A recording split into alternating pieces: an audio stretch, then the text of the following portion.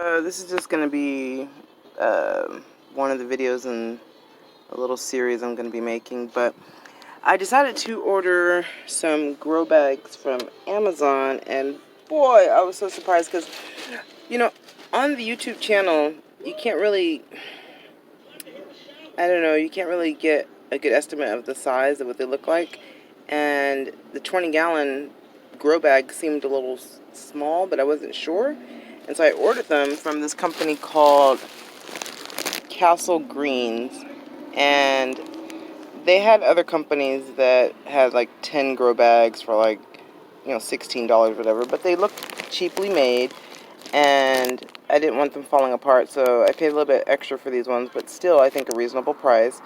They were, I think, 25 bucks for 5 of them, which comes out to like $5 a piece.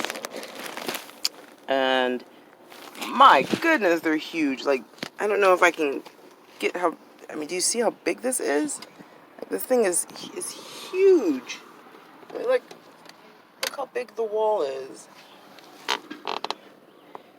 And it's 20 gallon, and I love this. This is another thing I noticed on some of the cheaper made ones.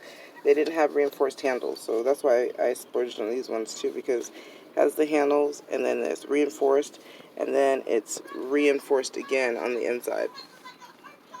So it's like triple reinforced, the stitching. So I really like that. So I'm going to put my eggplant in there and see how they do, because they are definitely outgrowing the space that I have them in.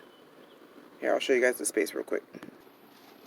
So these are my eggplant now, and yeah, they're getting pretty tall. But these containers are perfect. These are those Dollar Tree containers that you get, and they work perfect. So obviously they grew them this well. You can see some of the flowers on there developing. Some more in between there.